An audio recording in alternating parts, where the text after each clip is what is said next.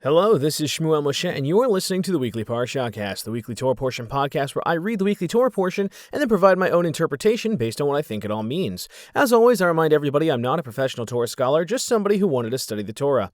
This week's weekly Torah portion is Emor, falling on the Shabbat for the 10th of Iyar, 5784, May 18th, 2024.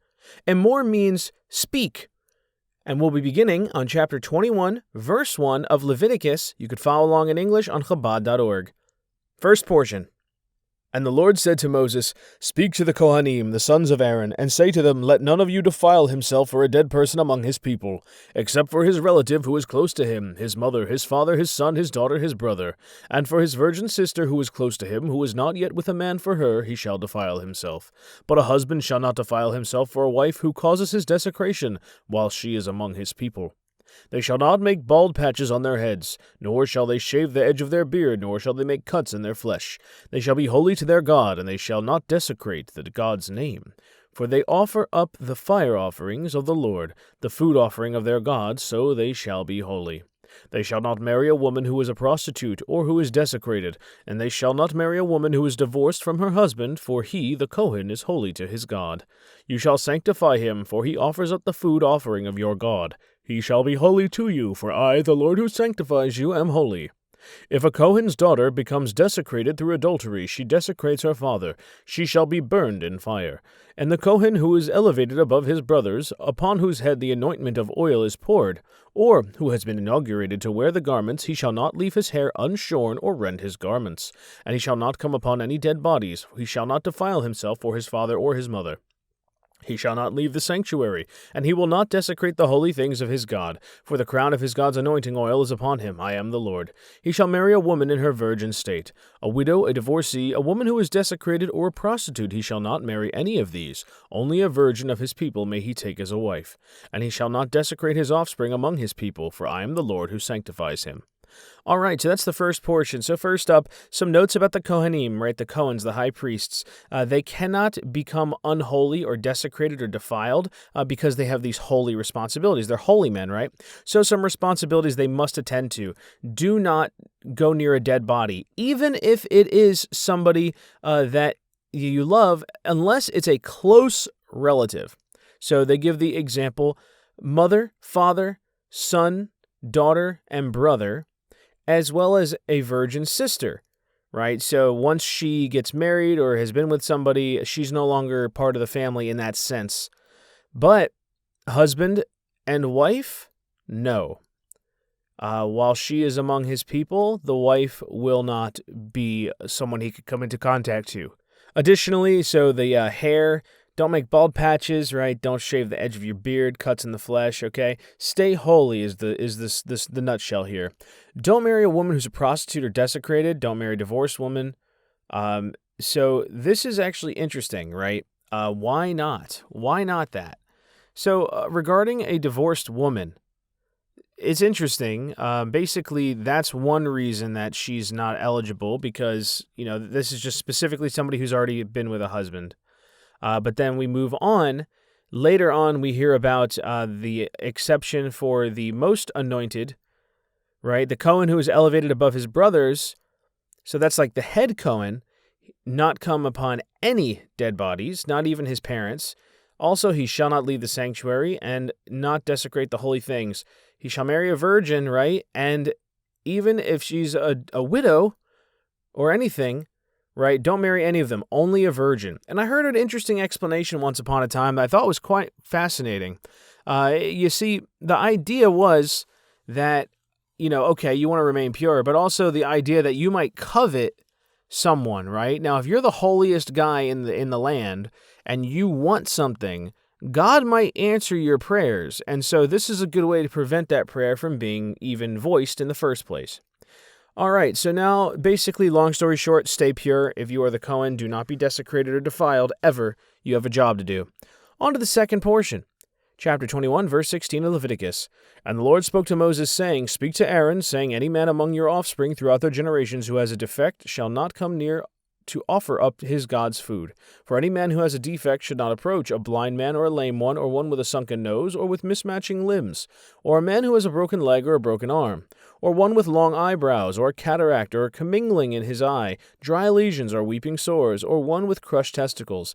Any man among Aaron the Cohen's offspring who has a defect shall not draw near to offer up the Lord's fire offerings. There is a defect in him, he shall not draw near to offer up his God's food. His God's food from the most holy and from the holy ones he may eat, but he shall not come to the dividing curtain, nor shall he draw near to the altar, for he has a defect, and he shall not desecrate my holy things, for I am the Lord who sanctifies them. Moses told this to Aaron and his sons, and to all the children of Israel. Chapter 22, verse 1, the Lord spoke to Moses, saying, Speak to Aaron and to his sons, that they shall separate themselves from the holy sacrifices of the children of Israel, when they sanctify to me, so as not to desecrate my holy name. I am the Lord. Say to them throughout your generations, any man among any of your offspring, who, while his defilement is still upon him, comes near to the holy of sacrifices that the children of Israel consecrate to the Lord, that soul shall be cut off from before me. I am the Lord. Any man whatsoever among Aaron's offspring, if he has sarat or has had a discharge, he shall not eat of the holy sacrifices until he cleanses himself. And when he touches anyone who has become unclean by contact with a dead person, or a man from whom semen issued, or a man who touches any creeping creature through which he becomes unclean, or a person through whom he becomes unclean, whatever his uncleanness, that person who touches it shall remain unclean until evening, and he shall not eat from the holy things unless he has immersed his flesh in water. When the sun sets, he becomes clean, and afterwards he may eat of the holy things, for it is his food. He shall not eat a carcass or anything that was torn, thereby becoming unclean through it. I am the Lord. They shall keep my charge, and not bear a sin by eating it while unclean, and thereby die through it, since they will have desecrated it. I am the Lord who sanctifies them. No non-Cohen may eat holy things. A Cohen's resident and his hireling may not eat holy things. And if a Cohen acquires a person an acquisition through his money, he may eat of it, and those born in his house, they may eat of his food. And if a Cohen's daughter is married to a non-Cohen, she may no longer eat of the separated holy things. But if the Cohen's daughter becomes widowed or divorced, and she has no offspring, she may return to her father's household as in her youth, and eat of her father's food, but no non-Cohen may eat of it. And if a man unintentionally eats what is holy, he shall add a fifth of it to it, and give it to the Cohen, the holy thing. And they shall not desecrate the holy things of the children of Israel, that they should set aside for the Lord, thereby bringing upon themselves to bear iniquity and guilt when they eat their holy things, for I am the Lord who sanctifies them. All right, there was a lot there, so let's quickly summarize some of this. For starters, this is all related to the Kohanim. So first off, if any of them have defects from blindness to issues with their limbs, like one arm is shorter than the other, anything like that, they are no longer eligible to bring the offering. Now, they are still entitled to the food, right? So they don't suffer for it as far as not being allowed to eat. They still get access to the food, but they can't be the one actually making the offering. They have to be perfect, no defect. Same thing with an offering, right? We can't offer an animal that is imperfect, so there you go. Now, beyond that, we also see elaboration when it comes to Aaron and his descendants, right? Separate themselves from the holy sacrifices. So basically, if any of them is impure or unclean at a given time, stay away from the things that are pure, stay away from the holy things, otherwise you run the risk of desecrating them. And that includes a checklist of things ranging from if you have any kind of contact with a dead body, or if you ate something that was previously found, like a carcass, like roadkill, that kind of thing. So also who's allowed to eat, right? So anyone who's your guest, like you have a guest at the house, at the Cohen's house, well, they cannot eat the Cohen's offering, the holy thing, nor those who are not officially part of the house. But interestingly, if he acquires a person, so he buys a slave, that slave is his property and allowed to eat of his things. Also, his daughter can come back after she comes, from being married or something. If she has no children, she can return to her life as when she lived with her parents. Now on to the punishment for all that. Don't do it, or else you will bear your sin, and that usually means a lot of consequences. Third portion, chapter 22, verse 17. And the Lord spoke to Moses, saying, Speak to Aaron and to his sons and to all the children of Israel, and say to them, Any man whatsoever from the house of Israel or from the strangers among Israel who offers up his sacrifice for any of their vows or for any of their donations, that they may offer up to the Lord as a burnt offering. To be favorable for you, it shall be an unblemished male from cattle, from sheep, or from goats. And any animal that has a blemish you shall not offer up, for it will not be favorable to you. And if a man offers up a peace offering to the Lord for declaring a vow, or as a donation from cattle or from the flock to be accepted, it shall be unblemished. It shall not have any defect in it. An animal that has blindness, or a broken bone, or a split eyelid, or one that has warts, or dry lesions, or weeping sores, you shall not offer up any of these to the Lord, nor shall you place any of these as a fire offering upon the altar to the Lord. As for an ox or sheep that has mismatching limbs or uncloven hooves, you may make it into a donation, but as a vow it will not be accepted. Any animal whose testicles were squashed, crushed, pulled out, or severed, you shall not offer up to the Lord, and in your land you shall not do it. And from the hand of the Gentile you shall not offer up as food for your God any of these blemished animals, for their injury is upon them, there is a defect on them, they will not be accepted for you. And the Lord spoke to Moses, saying, When an ox or a sheep or a goat is born, it shall remain under its mother for 7 days, and from the 8th day onwards it shall be accepted as a sacrifice for a fire offering to the Lord. An ox or sheep you shall not slaughter it and its offspring in 1 day. And when you slaughter a thanksgiving offering to the Lord, you shall slaughter it so that it should be acceptable to you. It shall be eaten on that day. Do not leave it over until morning. I am the Lord. You shall keep my commandments and perform them. I am the Lord. You shall not desecrate my holy name. I will be sanctified amidst the children of Israel. I am the Lord who sanctifies you, who took you out of the land of Egypt to be a God to you. I am the Lord. All right, so that's the end of the third portion. So right here, we hear about this burnt offerings, right? It needs to basically be perfect, right? No issues, no blemishes, just like we were talking about similarly, right? The Kohen who makes the offering can also not have any kind of defect. The same is true for the food in the offering. Beyond that, we also have some other information that's pretty relevant here. Leaving the animal with its parent for a full week before on the 8th day it's now eligible for sacrifice and offering. Also, make sure that you don't allow sacrifices to come, or rather, food that comes from a Gentile, right? It can't be used in that way. Additionally, keep in mind that animals that have been in any way, people use the term fixed, right? So, or a horse that's been gelded, right? That kind of thing. So any damage to the testicles no longer is eligible for offering. And interestingly, it says, and in your land you shall not do it. So I think I understand this as, people allow that to happen with their pets and stuff, but it basically says here, do not get animals fixed, right? I mean, even the word fixed is like this really macabre and backwards term to describe basically destroying an animal's ability to do what it was born to do. But here the Torah basically says, don't do that to my animals, all right? Don't go doing that to animals. Don't destroy their ability to do what they were born to do. So anyhow, that's it for that portion. And once again, just a reminder, who's saying this? Many times, I'm the Lord your God. Don't forget it. Keep my commandments because I'm the one who brought you out of Egypt. Fourth portion, chapter 23, verse 1. And the Lord spoke to Moses, saying, Speak to the children of Israel, and say to them, The Lord's appointed holy days, that you shall designate as holy occasions. These are my appointed holy days. For 6 days work may be performed, but on the 7th day it is a complete rest day. A holy occasion you shall not perform any work. It is a Sabbath to the Lord in all your dwelling places. These are the Lord's appointed holy days, the occasions which you shall designate in their appointed time. In the 1st month, on the 14th of the month, in the afternoon, you shall sacrifice the Passover offering to the Lord. And on the 15th day of that month is the festival of unleavened cakes to the Lord. You shall eat unleavened cakes for a 7-day period. On the 1st day there shall be a holy occasion for you. You shall not perform any work of labor. And you shall bring a fire offering to the Lord for a 7-day period. On the 7th day there shall be a holy occasion. You shall not perform any work of labor. And the Lord spoke to Moses, saying, Speak to the children of Israel, and say to them, When you come to the land which I am giving you, and you reap its harvest, you shall bring the Kohen and Omer of the beginning of your reaping. And he shall wave the Omer before the Lord, so that it will be acceptable for you. The Kohen shall wave it on the day after the rest day. And on the day of your waving the Omer, you shall offer up an unblemished lamb in its 1st year as a burnt offering to the Lord. Its meal offering shall be 2/10 of an ephah of fine flour mixed with oil, a fire offering to the Lord as a spirit of satisfaction. And its libation shall be 1/4 of a hin of wine. You shall not eat bread or flour made from parched grain or fresh grain until this very day, until you bring your God's sacrifice. This is an eternal statute throughout your generations in all your dwelling places. And you shall count for yourselves from the morrow of the rest day, from the day you bring the Omer as a wave offering, 7 weeks they shall be complete.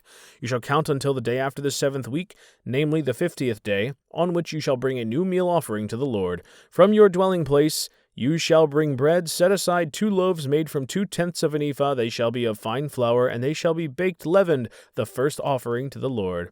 And associated with the bread you shall bring 7 unblemished lambs in their first year, 1 young bull, and 2 rams. These shall be a burnt offering to the Lord, along with their meal offering and libations, a fire offering with a spirit of satisfaction to the Lord. And you shall offer up 1 he-goat as a sin offering, and 2 lambs in their first year as a peace offering. And the Kohen shall wave them in conjunction with the first offering bread, as a waving before the Lord, along with the 2 lambs. They shall be holy to the Lord, and belong to the Kohen. And you shall designate on this very day a holy occasion. It shall be for you. You shall not perform any work of labor. This is an eternal statute in all of your dwelling places throughout your generations.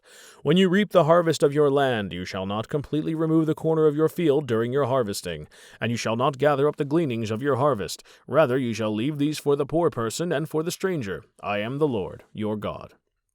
All right, so that's the 4th portion, quite a bit there to take in. Let's try to summarize the critical points. So we hear about a number of the important holy days, right? The Sabbath day is one such day, every 7th day. Don't do any work. We also see about Passover and the festival of unleavened cakes. So it starts on the first month, the 14th of the month, in the afternoon, sacrifice the Passover offering, and then on the 15th day begins the Passover festival of unleavened cakes, right? Eat only matzah. Then beyond that, on the first day, holy occasion, no working, very important. Fire offering on the 7-day period. On the 7th day, a holy occasion, no work there either. Then continuing from there, when you take the first harvest, bring it as a counting of the Omer to the Kohen. So this is like the census, the Omer, right? It's going to be offered up to the Lord, and you shall offer up a lamb with it. And we have exact measurements, and basically you shall count for yourselves from the morrow of the rest day, etc. So they're going to do a 50-day period of counting, which incidentally is actually happening right now. So if you happen to be listening to this in real time, along with the holiday of Omer, Lag BaOmer and things like that, keep track. Anyway, keep on counting. We've got your measurements and things of that nature. And then the Kohen will do his waving. And then, of course, no work of labor on the holy day, which comes toward the end.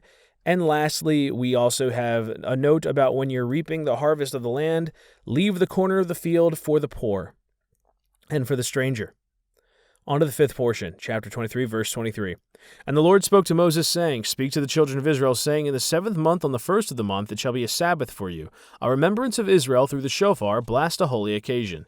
You shall not perform any work of labor, and you shall offer up a fire offering to the Lord. And the Lord spoke to Moses, saying, But on the 10th of this 7th month, it is a day of atonement. It shall be a holy occasion for you. You shall afflict yourselves, and you shall offer up a fire offering to the Lord. You shall not perform any work on that very day, for it is a day of atonement for you to gain atonement before the Lord your God. For any person who will not be afflicted on that very day shall be cut off from his people. And any person who performs any work on that day, I will destroy that person from amidst his people. You shall not perform any work. This is an eternal statute throughout your generations in all your dwelling places. It is a complete day of rest for you, and you shall afflict yourselves. On the 9th of the month, in the evening, from evening to evening, you shall observe your rest day. All right, so there you have it, these additional holidays. So first we hear about Rosh Hashanah, right? And it's on the 7th month, the first day. So again, we talked about this in a previous episode.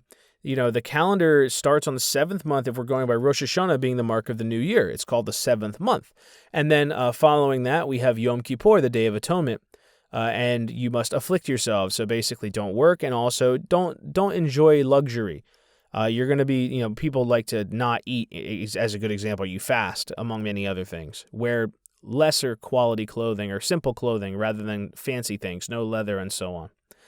And of course, don't forget it, lifelong promise. Those of you who don't keep this, you're going to get more than just cut off from your people. You might even be destroyed.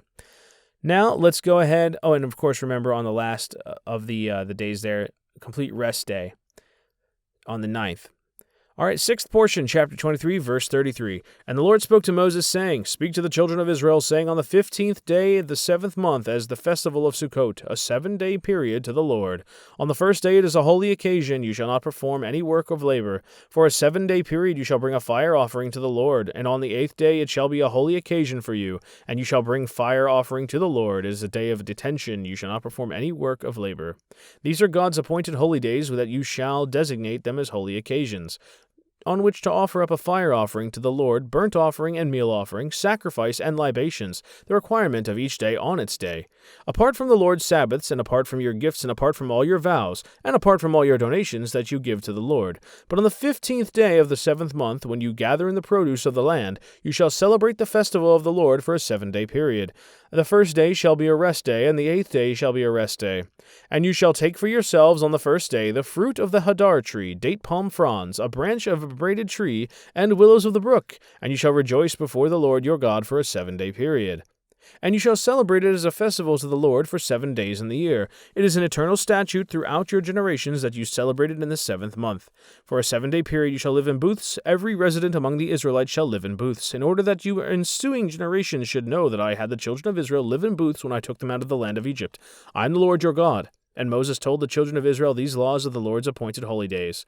All right, so now in this portion, we learn about the festival of Sukkot. So this is a harvest festival. We're going to, of course, build those booths, as we also heard, and dwell in them to remember what they went through in the desert when they came out of Egypt, and also the specific waving of the designated plants. So this whole situation is just, again, we're getting a list of not just the holidays, but these are the high holy days, if you will, sanctified special days. And now with that, from the Sabbath day always being holy, Rosh Hashanah, Yom Kippur, and Sukkot are the big ones. And then we also, of course, know about the Omer as well. All right, now for the 7th portion, the final portion, chapter 24. Verse 1. And the Lord spoke to Moses, saying, Command the children of Israel, and they shall take to you pure olive oil, crushed for lighting, to kindle the lamps continually. Outside the dividing curtain of the testimony in the tent of meeting, Aaron shall set it up before the Lord from evening to morning continually. They shall be an eternal statute for your generations. Upon the pure menorah he shall set up the lamps before the Lord continually. And you shall take fine flour and bake it into 12 loaves. Each loaf shall be made from 2/10 of an ephah of flour. And you place them in 2 stacks, 6 in each stack, upon the pure table before the Lord. And you shall place pure frankincense alongside each stack, and it shall be a reminder for the bread, a fire offering to the Lord. Each and every Sabbath day he shall set it up before the Lord to be there continuously, from the children of Israel in eternal covenant. And it shall belong to Aaron and his sons, and they shall eat it in a holy place, for it is a holy of holies for him, among the fire offerings of the Lord, an eternal statute. Now the son of an Israelite woman, and he was the son of an Egyptian man, went out among the children of Israel, and they quarreled in the camp, this son of the Israelite woman and an Israelite man. And the son of the Israelite woman pronounced the divine name and cursed. So they brought him to Moses. His mother's name was Shelomit, the daughter of Dibri, the tribe of Dan. They placed him in the guardhouse until his sentence would be specified to them by the word of the Lord.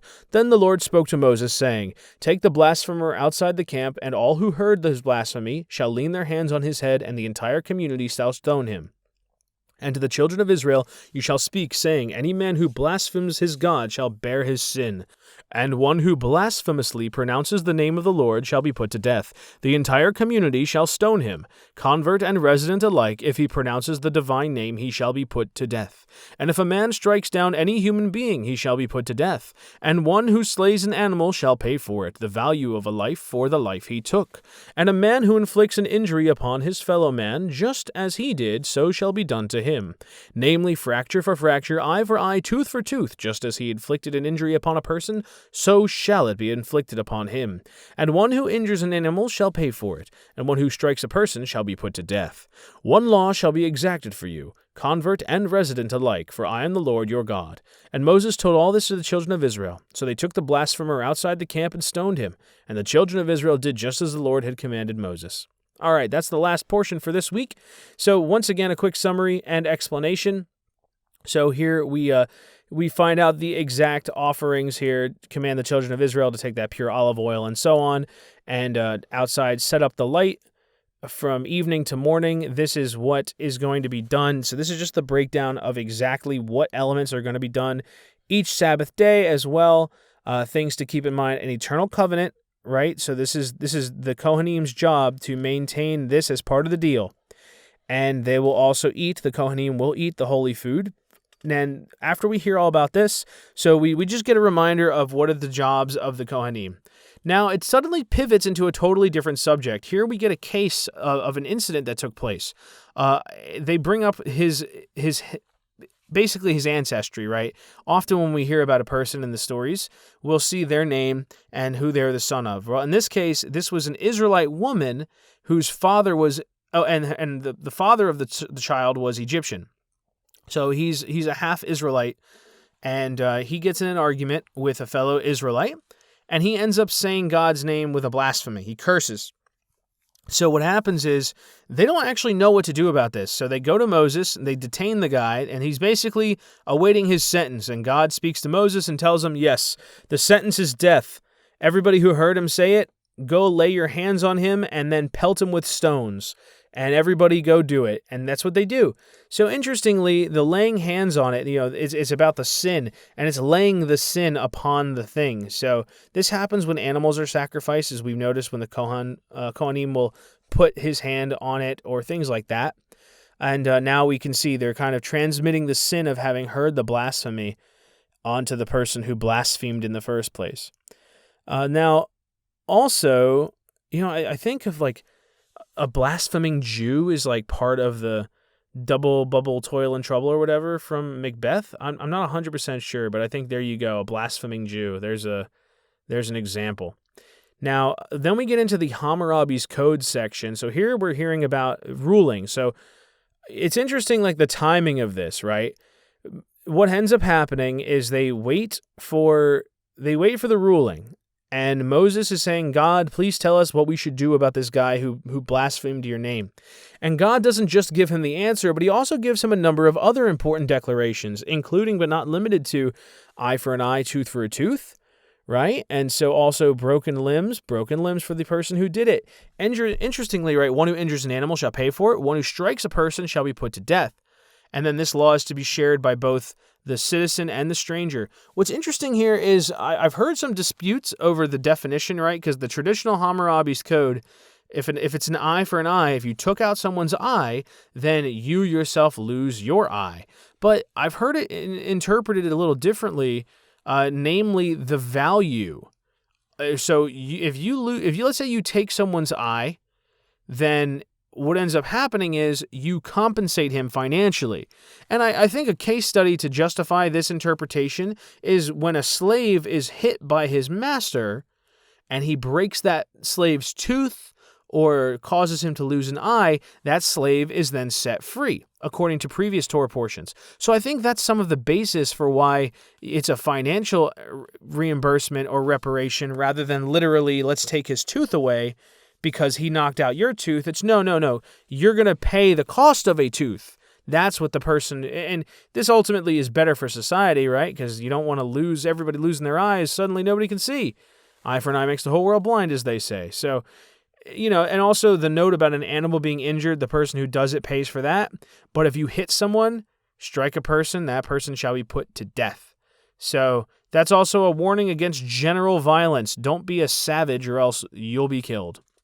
In any case, it ends with the stoning of this individual. He is killed. All the people of Israel do as they are bid. And with that, we are at the end of the portion. So this is a very interesting portion overall, considering just a lot of the different things. We learn about the rules for the Kohanim quite extensively and what their expectations are. And that's, of course, not the first or last time. We get affirmation of what those holy days are. And then we also hear about a number of very specific things God doesn't want us to do, from castrating animals to who can marry who if you're a Kohen, to what sort of commandments must be kept on high holy days. We learn about those days of rest, of course, lots of different things. The very specific ritual necessary, from frankincense to loaves of bread and days off. And then, of course, we also hear a criminal justice system of sorts for personal injury. So nothing short here of informative. In any case, that's it for this week's Torah portion. Thank you for listening. I hope you enjoyed and learned something today. I sure did. Until next time, this is Shmuel Moshe with the Weekly Parashahcast, hoping you'll tune in next time and, of course, continue to study the Torah with me. Until then, take care. Baruch Hashem.